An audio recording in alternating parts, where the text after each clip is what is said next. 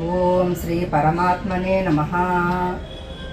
ప్రథమా శైలపుత్రీ చ ద్వితీయా బ్రహ్మచారిణి తృతీయా చంద్రఘంటేతి కూష్మాండేతి చతుర్థకి పంచమా స్కందా మాతేతి షష్టా కాత్యాయనేతి చ సప్తమా కాళరాత్రి చ అష్టమా చాతి భైరవి నవమా సర్వసిద్ధిశ్చాత్ నవదుర్గా ప్రకీర్తితా. మొదటి దుర్గా అయినటువంటి శ్రీ శైలపుత్రి. వందే వాంఛిత లాభాయ చంద్రార్ధకృత శేఖరాం వృషారూఢాం శూలాధరం శైలపుత్రిం యశస్వినీం. దుర్గాదేవి ప్రథమ స్వరూపంలో శైలపుత్రి నామంతో ప్రఖ్యాతి చెందింది. పర్వతరాజైన హిమవంతుని సదనంలో పుత్రీ రూపంలో ప్రభవించడం వల్ల ఈమె శైలపుత్రిగా కూడా వ్యవహరించబడింది. వృషభారూఢురాలైనటువంటి ఈమె దక్షిణ హస్తంలో త్రిశూలము, వామహస్తంలో పద్మము శోభిల్లుతున్నాయి. నవదుర్గలలో ప్రథమ దుర్గ ఈమెయే. పూర్వజన్మలో ఈమె దక్ష ప్రజాపతి పుత్రికగా అవతరించింది. ఆ కాలంలో సతీనామంతో పిలువబడింది. శంకర భగవానునితో ఈమెకు వివాహమయ్యింది. ఒకానొక సమక్షంలో దక్ష ప్రజాపతి ఓ మహాయాగం చేశాడు.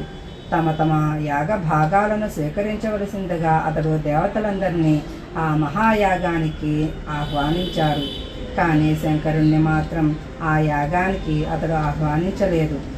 తన తండ్రి ఓ మహాయాగాన్ని నిర్వహించబోతున్నాడన్న వార్తను ఆలకించిన సతీదేవి మనస్సు యాగానికి వెళ్ళాలని మదనపడసాగింది. తన అభీష్టాన్ని ఆమె మహాదేవునికి విన్నవించుకుంది. సర్వ విషయాలు తెలిసిన శంకర భగవానుడు, సతీ, నీ తండ్రి ఏ కారణం వల్లనో మన యందు వృద్ధుడై ఉన్నాడు. తన యాగానికి దేవతలందరినీ ఆహ్వానించి వారి యాగభాగాలను వారికి సమర్పించాడు. తెలిసియే మనలను పిలవలేదు. కనీసం ఎట్టి సూచన కూడా చెయ్యనేలేదు. ఇట్టి దశలో ఎంతమాత్రం నువ్వు అక్కడకు వెళ్ళడం భావ్యం కాదు. శంకరుని పలుకులు సతీదేవికి నచ్చలేదు. తండ్రి యాగాన్ని చూడాలని సోదరీమణులను కలిసి భాషించాలని ఆమె తొందరపడసాగింది. ఆమె స్థితిని గమనించి మహాదేవ భగవానుడు పుట్టినింటికి వెళ్ళ ఆమెకు అనుమతిని ప్రసాదించాడు. పితృగృహం చేరిన సతీదేవితో బాంధవులెవరూ మాట్లాడలేదు. కేవలం ఆమె తల్లి మాత్రం ప్రేమగా కౌగిలించుకుంది. అందరికందరూ ఎడముఖం పెడముఖంగా ఉండిపోయారు. అక్కా చెల్లెళ్ళ ముఖాలలో వ్యంగ్యం, పరిహాస భావాలు మాత్రం కనిపించాయి. పరిజనుల ఆ వ్యవహారానికి సతీదేవి మనస్సు తీవ్రంగా గాయపడింది. అంతేకాదు, అక్కడ సర్వత్రా శంకర భగవానుని పట్ల తిరస్కార భావాలు గోచరించాయి. దక్షుడు క్రుద్ధుడై ఆమె పట్ల అవమానజనకంగా ప్రవర్తించి కఠోరంగా భాషించాడు. అదంతా చూసిన సతీదేవి హృదయం క్షోభతో, గ్లానితో క్రోధ సంతప్తమైపోయింది. పతిదేవుని పలుకులను వినక తాను అక్కడకు రావడం పొరపాటే అని ఆమె గ్రహించింది. మహాదేవునకు అక్కడ జరుగుతూ ఉన్న అవమానాన్ని చూసి ఆమె సహించలేకపోయింది. ఆమె తన దేహాన్ని యోగాగ్నిలో భస్మం చేసి వేసుకుంది.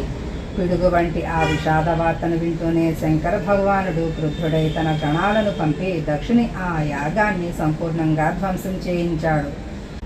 యోగాగ్నిలో దేహాన్ని దగ్ధం చేసుకున్న సతీదేవి ఉత్తర జన్మలో పర్వతరాజైన హిమవంతునికి పుత్రికగా ప్రభవించింది. అప్పుడే ఆమె శైలపుత్రి నామంతో ఖ్యాతిగాంచింది. పార్వతి, హైమవతి కూడా ఆమె నామాలే. ఉపనిషత్ కథానుసారం ఈమెయే హైమవతి స్వరూపంలో దేవతలందరి గర్వాన్ని అణిచివేసింది. శైలపుత్రి వివాహం పరమేశ్వరునితో జరిగింది. పూర్వజన్మలో వలనే ఈమె ఈ జన్మలో కూడా శంకరార్ధాంగినిగానే విశేష ఖ్యాతి పొందింది. నవదుర్గలలో ప్రథమురాలైన శైలపుత్రి దుర్గ యొక్క మహత్వ శక్తులు అనంతాలు. నవరాత్రి పూజలలో మొదటి రోజు ఈ శైలపుత్రి పూజోపాసనలు కొనసాగుతుంటాయి. ఈ ప్రథమ దివసోపాసనలో యోగి తన మనస్సును మూలాధార చక్రంలో నిలిపి ఉంచుతాడు. ఇక్కడ నుండియే అతని యోగ సాధన ప్రారంభమవుతుంది. ఓం శ్రీ శైలపుత్రీ దేవికి జై. రెండవది బ్రహ్మచారిణి. దధానాకర పద్మాబ్జ్య మక్షమాలా కమండలు దేవి ప్రసీదతు మయి బ్రహ్మచారిణ్యనుత్తమా. దుర్గాదేవి యొక్క నవశక్తులలో ద్వితీయ స్వరూపం బ్రహ్మచారిణిది. ఇక్కడ బ్రహ్మ శబ్దార్థం తపస్సుగా వస్తుంది. బ్రహ్మచారిణి అంటే తపశ్చారిణి, తపస్సును ఆచరించినది. వేదస్తత్వం తపోబ్రహ్మ, వేదం తత్వం తపస్సు. బ్రహ్మ శబ్దార్థాలే. బ్రహ్మచారిణి స్వరూపం పూర్ణజ్యోతిర్మయమై అత్యంత భవ్యమైనది. ఈమె దక్షిణ హస్తంలో జపమాల, వామహస్తంలో కమండలము ఉంటుంది. తన పూర్వజన్మలో ఈమె హిమవంతుని సదనంలో పుత్రీ రూపంలో ప్రభవించిన వేళలో నారద దేవర్షి ఉపదేశానుసారం శంకర భగవానుని భర్తగా పొందా అత్యంత కఠిన తపస్సు చేసింది. ఈ దుష్కర తపస్సు కారణంగానే ఈమెను తపశ్చారిణి అంటే బ్రహ్మచారిణి నామంతో జనులు వ్యవహరించేవారు. 1000 సంవత్సరాల కాలం ఈమె కేవలం ఫలమూలాలు మాత్రం గ్రహించి గడిపివేసింది. శతవత్సర కాల పర్యంతం కేవలం శాకంపై జీవించింది. కొంతకాలం కఠినోపవాసం చేసి ఆకాశం క్రింద ఎండ వానలను లెక్క చేయక భయంకర కష్టాలను సహించింది. ఆ కఠిన తపస్సు తర్వాత 3000 సంవత్సరాలు రాలిన ఆకులను మాత్రం భక్షించింది. అహర్నిశలు శంకర భగవరాధన చేసింది. ఆ తరువాత ఆమె ఎండుటాకులను భక్షించడం కూడా మానివేసింది. ఎన్నో వేల సంవత్సరాలు జలరహితంగా నిరాహారంగా తపస్సు చేసింది. పర్ణాలను కూడా విడనాడడం వల్ల అపర్ణ నామంతో ఆమె ఖ్యాతిగాంచింది. 1000 సంవత్సరాల కఠిన తపస్సు కారణంగా బ్రహ్మచారిణీ దేవి శరీరం క్షీణించిపోయింది. తీవ్రతరంగా ఆమె కాయం కృషించింది. అట్టి ఆమె దశను తిలకించిన ఆమె తల్లి మీనాదేవి తీవ్రంగా వేదన పడసాగింది. ఆమె తన పుత్రిని ఆ తపస్సు నుండి విరమింపచేయాలని ఉమా అరే వద్దు, ఓ వద్దు అని పిలిచింది. నాటి నుండి బ్రహ్మచారిణీ దేవి యొక్క పూర్వజన్మనామంగా ఉమా ఏర్పడింది. ఆమె తపస్సుకు జనత్రయంలో హాహాకారాలు చెలరేగాయి. దేవతలు, ఋషులు, సిద్ధులు, మునులు అందరికందరూ బ్రహ్మచారిణీ దేవి యొక్క ఆ తపశ్చర్యను అభూతపూర్వకంగా పుణ్యకృత్యంగా వర్ణిస్తూ ప్రశంసించసాగారు. చిట్ట చివరకు బ్రహ్మదేవుడు ఆకాశవాణి ద్వారా ఆమెను సంబోధిస్తూ ప్రసన్న స్వరంలో, ఓ దేవి, ఇంతవరకు ఎవరూ ఇట్టి కఠోర తపస్సు చేయలేదు. ఇట్టి తపస్సు నీకు మాత్రమే తగినది. నీ ఈ లౌకిక కృత్యాన్ని సర్వులు దశ దిశలు కొనియాడుతున్నారు. నీ కోరిక పరిపూర్ణమగునుగాక. చంద్రమౌళీశ్వరుడు పతి రూపంలో నీకు లభించునుగాక. ఇక నువ్వు తపస్సు మాని స్వగృహానికి వెళ్ళు. నీ తండ్రి నిన్ను పిలవ శీఘ్రంగా వస్తున్నాడు. దుర్గామాత యొక్క ఈ ద్వితీయ స్వరూపం భక్తులకు, సిద్ధులకు అనంత ఫలాలను ప్రసాదించినట్టిది. ఈమె ఉపాసన వల్ల మానవులలో తపస్త్యాగ, వైరాగ్య, సదాచార సంయమాలు వర్ధిల్లుతాయి. జీవితంలోని కఠిన సంఘర్షణ వేళల్లో కూడా సాధకుని మనస్సు విచలితం కాదు. బ్రహ్మచారిణీదేవి కృప వల్ల సాధనకు సర్వే సర్వత్రా సిద్ధి విజయాలు లభిస్తాయి. దుర్గా పూజలో 2వ నాడు ఈమె ఉపాసనయే చేయబడుతుంది. ఆ రోజున సాధకుని మనస్సు స్వాధిష్టాన చక్రంలో ఉంటుంది. ఆ చక్రంలో స్థిరంగా ఉండునట్టి మనస్సు గల యోగి ఆ తల్లి భక్తిని పొంది ఆమె కృపకు విశేష పాత్రుడవుతాడు. ఓం శ్రీ బ్రహ్మచారిణీ దేవికి జై. 3వ రూపం చంద్రఘంటాదేవి. పిండజ ప్రవరారూఢ చండకోపాస్త్ర కైర్యుత ప్రసాదం తనుతే మహ్యం చంద్రఘంటేతి విసృత. దుర్గామాత యొక్క తృతీయ శక్తి చంద్రఘంటాదేవి నామంతో ప్రఖ్యాతి చెందింది. నవరాత్రుపాసనలో 3వ నాడు ఈమె విగ్రహాన్నే పూజించి ఆరాధిస్తారు. ఈమె స్వరూపం పరమశాంతిదాయకమై కళ్యాణప్రదమైనది. ఈమె మస్తకంపై ఘంటాకారంలో అర్ధచంద్రుడు ఉన్నారు. ఈ కారణం వల్లనే ఈమెను చంద్రఘంటాదేవి అని పిలుస్తారు. స్వర్ణ సమంగా ఈమె శరీరవర్ణం భాసిల్లుతూ ఉంటుంది. ఈమెకు గల 10 హస్తాలలో ఖడ్గాది శస్త్రాలు, బాణాది అస్త్రాలు రాజిల్లుతూ ఉంటాయి. సింహవాహిని అయిన ఈమె ముద్ర సర్వదా యుద్ధోన్ముఖమై ఉంటుంది. ఘంటా సదృశమైన ఈమె చండధ్వనులకు అత్యాచారులైన దైత్య దానవులు కంపించిపోతుంటారు. నవరాత్రులలో కొనసాగే దుర్గాదేవి ఉపాసనలో 3వ నాడు జరిగే పూజ అత్యంత మహత్వపూర్ణంగా ఉంటుంది. నాడు సాధకుని మనస్సు మణిపూర చక్రంలో ప్రతిష్ఠితమై ఉంటుంది. చంద్రఘంటాదేవి కరుణ వల్ల సాధనకు అలౌకిక వస్తువుల దర్శనమవుతుంది. దివ్య సుగంధానుభవం కలుగుతుంది. వివిధ ప్రాకార ధ్వనులు వినవస్తాయి కూడా. సాధకుడు అత్యంత సావధానంగా ఉండవలసిన క్షణాలివి.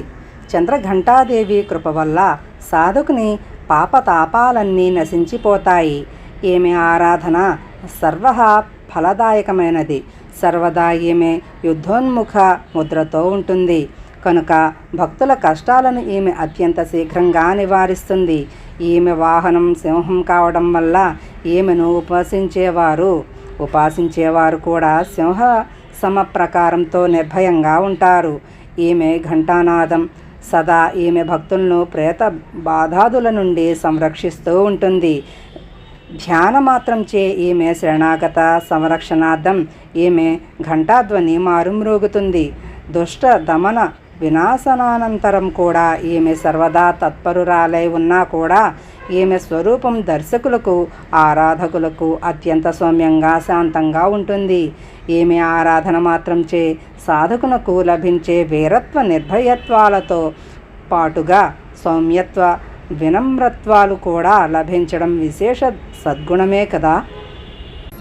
సాధకుని ముఖనేత్రాది శరీరాంగాలన్నీ చంద్రఘంటాదేవి కరుణ వల్ల తేజరిల్లుతూ ఉంటాయి.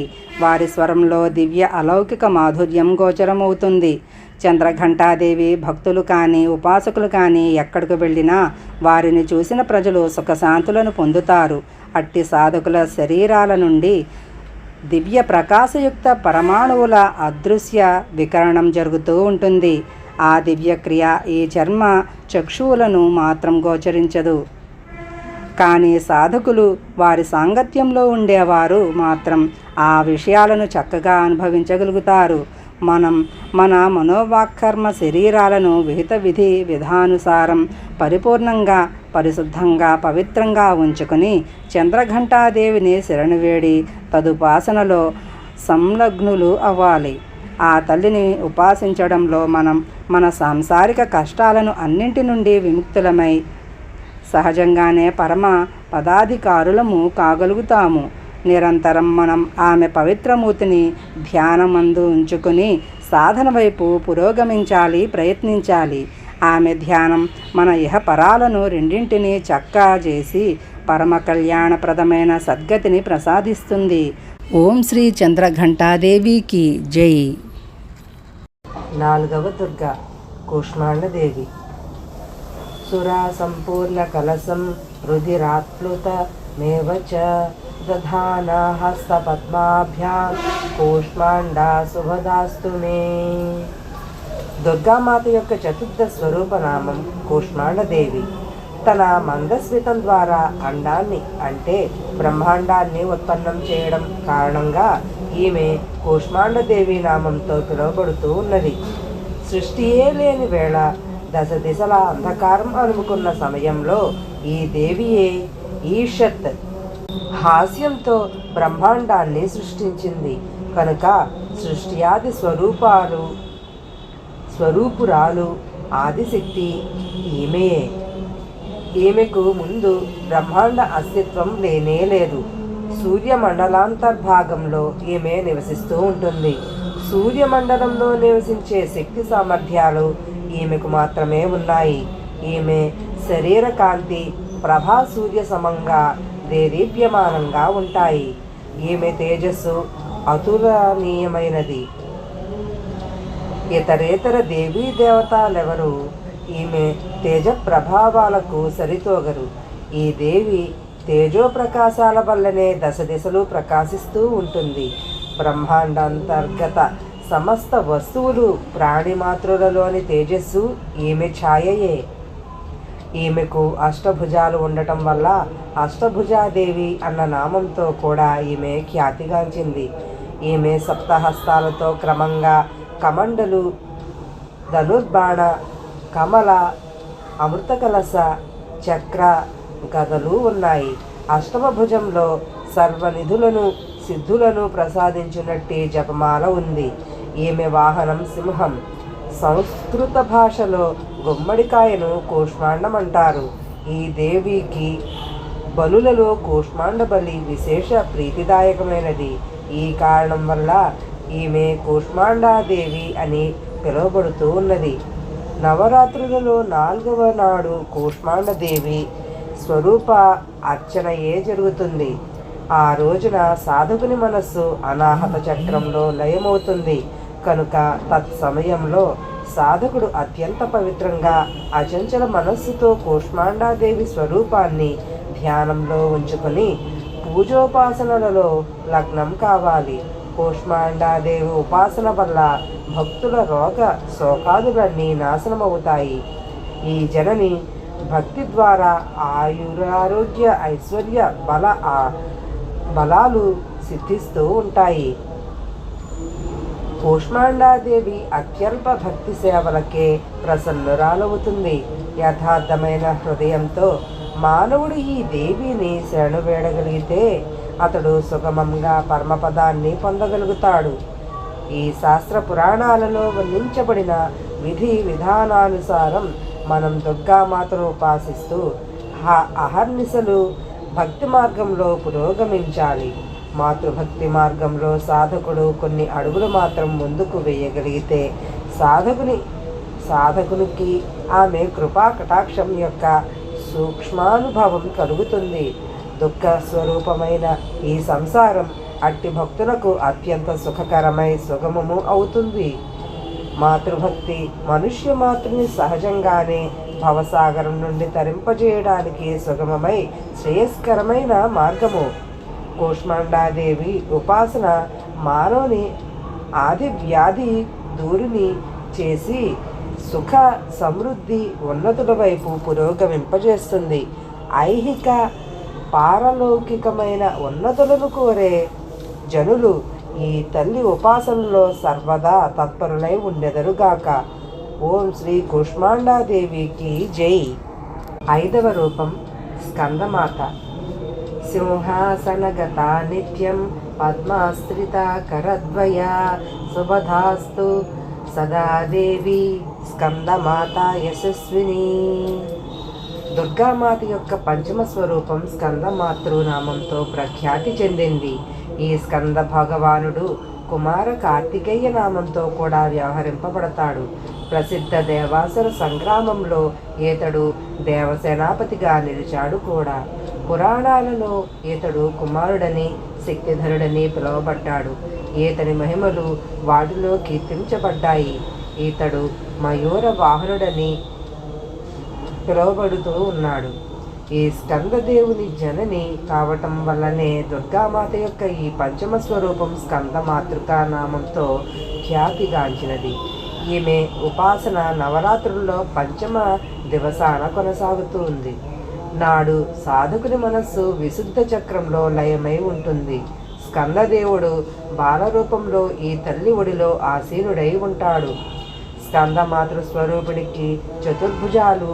ఈమె దక్షిణంగా ఉన్న పైకి లేచిన చేతితో స్కందబాలుని ఒడిలో కూర్చోబెట్టుకుని ఎత్తుకుని ఉంది. అదే వైపున ఉన్న క్రింది చెయ్యి వరముద్రలో ఉంటుంది. పై 2 చేతులలో పద్మాలు ఉన్నాయి. సంపూర్ణంగా శుభ్రవర్ణంలో రాజిల్లే ఈ తల్లి కమలాసనంపై విరాజిల్లుతూ ఉంటుంది. అందుకే ఈమెను పద్మాసనాదేవి అని కూడా పిలుస్తారు.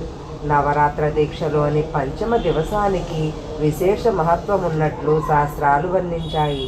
పంచమ దివసాన సాధకుని మనస్సు విశుద్ధ చక్రంలో లయమై ఉంటుంది. ఈ చక్రంలో స్థిర మనస్కుడైన సాధకుని బాహ్యక్రియలు చిత్తవృత్తులు లోపించి ఉంటాయి. అతని మనస్సు విశుద్ధ చైతన్యం వైపు పురోగమిస్తూ ఉంటుంది. అతని మనస్సు సమస్త లౌకిక సాంసారిక మాయిక బంధనములకై స్కందమాతృ స్వరూపంలో పరిపూర్ణంగా లీనమైపోతుంది. తత్సమయంలో సాధకుడు అత్యంత సావధానంగా ఉపాసన వైపు పురోగమించాలి. స్కందమాతృకా ఉపాసన వల్ల సాధకుని కోరికలన్నీ నెరవేరుతాయి. ఈ లోకంలోనే అతనికి పరమశాంతితో పాటు సుఖానుభవం కలుగుతుంది. మోక్ష ద్వారాలు అతనికి సులభంగా తెరుచుకుని ఉంటాయి. స్కందమాతాదేవి ఉపాసనతో పాటు బాల స్కంద భగవదుపాసన కూడా తనంత తానే జరుగుతుంది. ఈ అవకాశం వీరికి మాత్రమే ఉంది. కనుక సాధకుడు స్కందమాతాదేవి ఉపాసన యందు జాగరూకుడై ఉండాలి. సూర్యమండలాధిష్టాత్రీదేవి కావటం వల్ల ఈ దేవి ఉపాసకులు దివ్య తేజో విరాజితులై ఉంటారు. ఓ అలౌకిక ప్రభామండలం అదృశ్య భావంతో సర్వదా అట్టి సాధకుని పరివేష్టించి ఉంటుంది. ఈ ప్రభామండలం ప్రతిక్షణం అతని యోగక్షేమాలను నిర్వహిస్తూ ఉంటుంది. కనుక మనం ఏకాగ్రభావంతో మనస్సును పవిత్రంగా ఉంచుకుంటూ మాతృచరణాలను శరణువేడాలి. ఈ ఘోర భవసాగర దుఃఖం నుండి ముక్తిని పొందడానికి ఇంతకు మించిన సులభ ఉత్తమోపాయం వేరే ఏమీ లేదు. ఓం శ్రీ స్కందమాతాకు జై. నవదుర్గలలో 6వ దుర్గ కాత్యాయని దేవి. చంద్రహాసోజ్వలాకర శార్దూలవర వాహన కాత్యాయని శుభం దద్యాద్దేవి దానవఘాతిని. దుర్గామాత యొక్క 6వ స్వరూపనామం కాత్యాయని దేవి. ఈమెకు కాత్యాయని దేవి అన్న నామం ఏర్పడడానికి కారణం ఈ విధంగా ఉంది.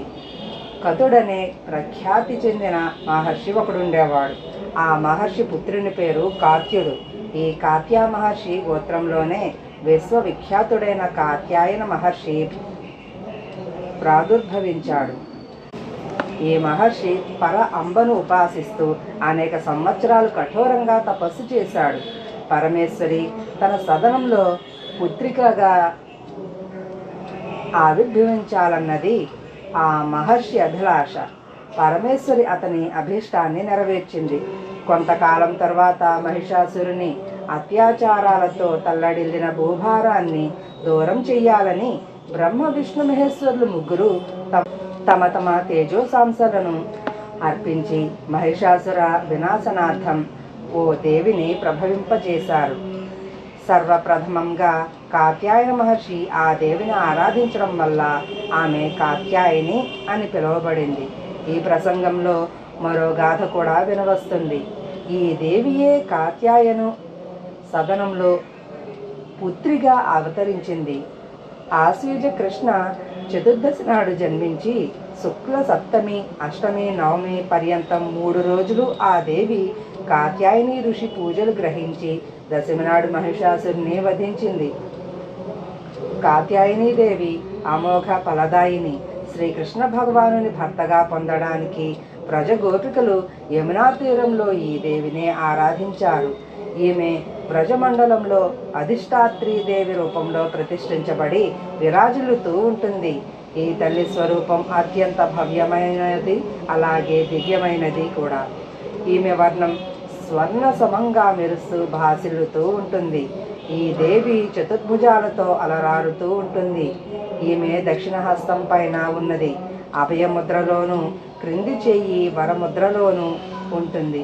ఎడమవైపు పై చేతిలో ఖడ్గము, క్రింది హస్తంలో పద్మము రాజిల్లుతూ ఉంటాయి. ఈమె వాహనం సింహము. భక్తులు దుర్గా పూజలో 6వ నాడు ఈ దేవీ స్వరూపాన్నే ఉపాసిస్తుంటారు. ఆ 6వ రోజున సాధకుని మనస్సు ఆజ్ఞాచక్రంలో లయమై ఉంటుంది. యోగ సాధనలో ఈ ఆజ్ఞాచక్రానికి అత్యంత మహత్వపూర్ణ స్థానం ఉంది. ఈ చక్రంలో స్థితుడై ఉన్న సాధకుడు తన సర్వస్వాన్ని కాత్యాయనీదేవి చరణ కమలాలలో అర్పించి వేస్తాడు. పరిపూర్ణంగా ఆత్మ సమర్పణ చేయనట్టి సాధకునికి ఆ తల్లి దివ్య దర్శనం సహజంగా అవుతుంది. కాత్యాయనీదేవి యందు భక్తి అర్పడం, ఆ తల్లిని ఉపాసించడం ద్వారా మనుష్య మాతృలకు అత్యంత సులభంగా ధర్మార్థ కామ మోక్షాలనే చతుర్విధ పురుషార్థ ఫలాలు ప్రాప్తిస్తాయి. ఆ తల్లి భక్తులు ఇహంలో ఉంటున్న అలౌకిక తేజో ప్రభావ సంపన్నులై భాసిల్లుతూ ఉంటారు. వారి రోగ శోక సంతాప భయాదులన్నీ నాశనమైపోతాయి. జన్మ జన్మాంతరాల పాపాలను నాశనం చేయటానికి మానవ మాతృనికి మాతృపాసన కన్నా మిన్నది అయినది అధిక సుగమ సరళ మార్గం మరేదీ లేదు. ఈ జననిని ఆరాధించే వారందరూ ఈ దేవి సాన్నిధ్యంలోనే ఉంటూ పరమ పదాధికారులవుతూ ఉంటారు. కనుక మనం సర్వతోభావేన మాతృ చరణాలను శరణు వేడి ఆమె పూజయందు తత్పరులమై ఉండాలి. ఓం శ్రీ కాత్యాయని మాతాకు జై. ఓం శ్రీ కాత్యాయని మాతాకు జై. ఏడవ దుర్గా కాళరాత్రీదేవి. ఏకవేణి జపాకర్ణ పూరానగ్న ఖరాస్థిత లంబోష్ఠీకర్ణికాకర్ణి తైలాభ్యక్త శరీరిణి వామపాదోల్లసల్లోహ తాటంకభూషణ వర్ధనమూర్ధ ధ్వజ కృష్ణ కాళరాత్రిర్భయంకరీ. దుర్గాదేవి యొక్క సప్తమ శక్తి కాళరాత్రి నామంతో ఖ్యాతిగాంచినది. ఈమె శరీరం ఘనానందకార సమంగా పూర్తిగా కాలవర్ణంలో ఉంటుంది. శిరోజాలు చల్లాచెదరై ఉంటాయి. గళసీమలో విద్యుత్ సమంగా భాసిల్లే హారం ఉంది. ఈమెకు గల త్రినేత్రాలు బ్రహ్మాండ సమంగా గోళాకారంలో ఉంటాయి.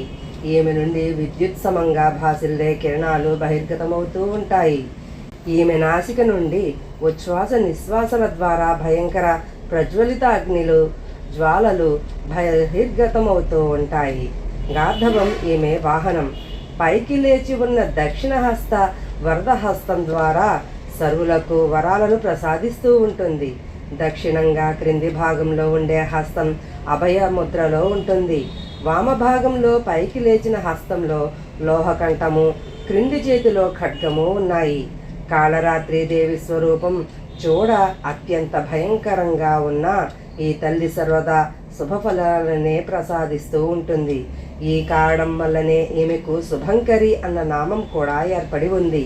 కనుక భక్తులు ఎంత మాత్రం ఈమెకు భయపడడం కానీ ఈమె వల్ల విపత్తులు ఏర్పడతాయని కానీ భావించకూడదు.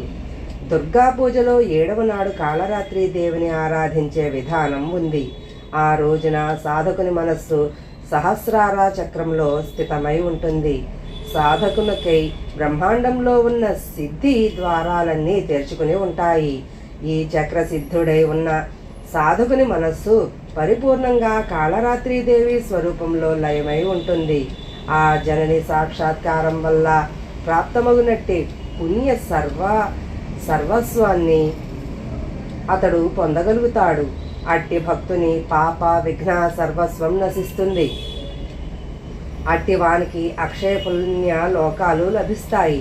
కాళరాత్రీదేవి దుష్టులను నాశనం చేసి వేస్తుంది. దైత్య దానవ రాక్షస భూత ప్రేతాదులు ఈ జనని స్మరణ మాత్రం చేతనే భయపడి పారిపోతాయి. ఈమెను ఉపాసించే వారికి అగ్నిభయ, జంతుభయ, శత్రుభయ, రాత్రి భయాలనేవి ఉండవు. కాళరాత్రీదేవి కృప వల్ల ఆ తల్లి భక్తుడు సర్వభయాదూరుడవుతాడు. కాళరాత్రీదేవి స్వరూప విగ్రహాన్ని తన హృదయంలో ఉంచుకుని సాధకుడు ఏకాగ్రభావంతో ఆమెను ఉపాసించాలి. యమ నియమ సంయమాలను అతడు పరిపూర్ణంగా పాటించాలి.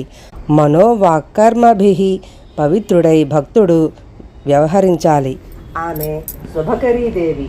ఆమెను ఉపాసించడం వల్ల లభించే శుభాలను వర్ణింపజాలము.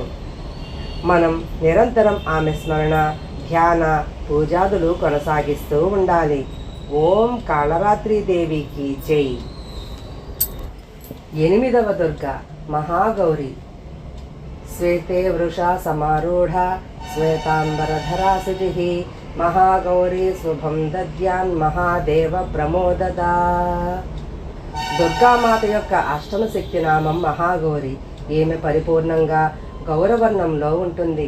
శంఖ, చంద్ర, కుంద పుష్పాలతో ఈ గౌరవర్ణం ఉపమించబడింది. ఈమె వయస్సు 8 వర్షాలు మాత్రమే. అష్టవర్ష భవేద్ గౌరీ. ఈమె సర్వ వస్త్ర ఆభరణాదులన్నీ కూడా శ్వేతంగానే ఉంటాయి. చతుర్భుజాలు కల ఈ తల్లి వాహనం వృషభం. ఈమె కుడి పై భుజంలో అభయముద్రను, కుడి కింద భుజంలో త్రిశూలాన్ని ధరించి ఉంటుంది. ఎడమ పై చేతిలో డమరూకాన్ని, ఎడమ క్రింది చేతిలో వరదముద్రను ధరించి ఉంటుంది. ఈమె అత్యంత శాంతంగా ఉంటుంది. తన పార్వతీ రూపంలో ఈమె శివదేవుని భర్తగా పొందాలని మహాతపస్సు చేసింది. శివదేవుని వినా నేను అన్య దేవునెవర్ని భర్తగా వరించను అని సంకల్పించుకుంది. కఠోరమైన తపస్సుకు ఈమె శరీరమంతా నలలా అయిపోయింది. ఈమె తపస్సుకు ప్రసన్నుడై సంతుష్టుడై శివదేవుడు ఈమె శరీరాన్ని గంగాజలంతో పరిశుద్ధం చేయడంతో ఈమె దేహం విద్యుత్ ప్రభాసమంగా అత్యంత కాంతిమంతంగా గౌరవర్ణంతో అలరారసాగింది. నాటి నుండి ఈ దేవికి మహాగౌరీ నామం ఏర్పడింది. దుర్గా పూజలో 8వ నాడు గౌరీదేవిని ఉపాసించడం విధి అయి ఉంది. ఈమె శక్తి అమోఘమైన సద్య ఫలదాయిని అయినది. ఈమె ఆరాధన వల్ల భక్తుల కల్మషాలన్నీ క్షాళితమైపోయాయి. వారి పూర్వ సంచిత పాపాలు కూడా క్షాళితమైపోయాయి. భవిష్యత్తులో పాప, సంతాప, దైన్య దుఃఖాదులు వారిని దరిచేరవు. మహాగౌరీ భక్తుడు సర్వవిధ పవిత్రుడై పుణ్యాధికారి అవుతాడు. గౌరీ మాతృధ్యాన స్మరణ, పూజ, ఆరాధనల వల్ల భక్తులకు సర్వవిధ శుభాలు చేకూరుతాయి. మనం సర్వదా ఈమెను ధ్యానించాలి. ఈమె కృప వల్ల అలౌకిక సిద్ధులు లభిస్తాయి.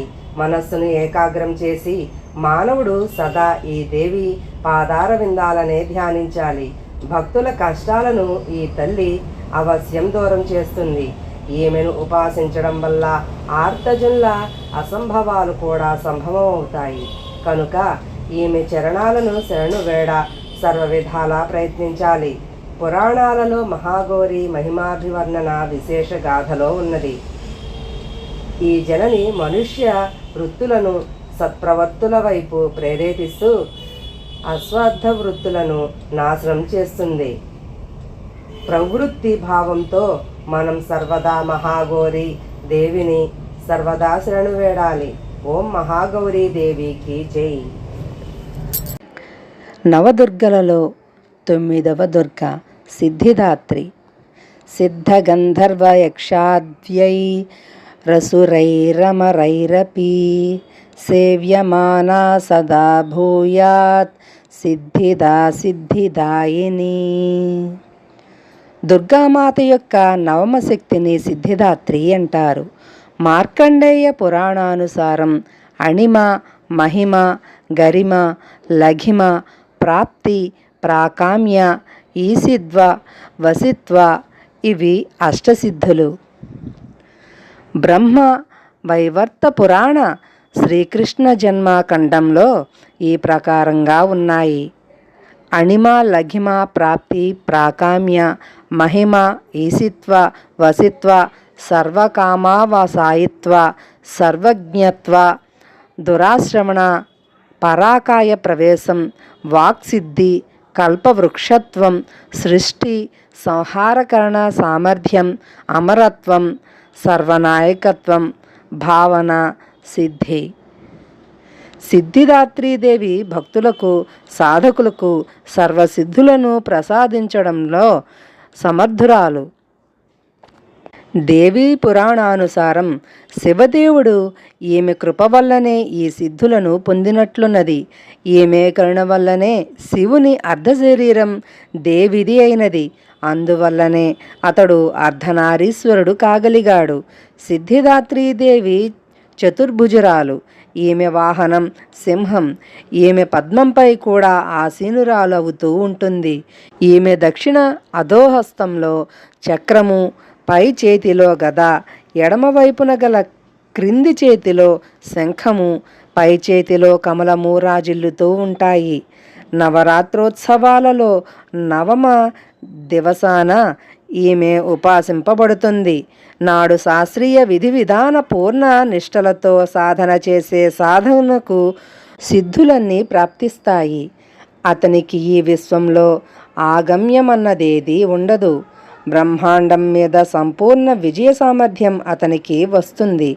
ప్రతి వ్యక్తి సిద్ధిదాత్రీదేవి కరుణను పొందడానికి ప్రయత్నించాలి.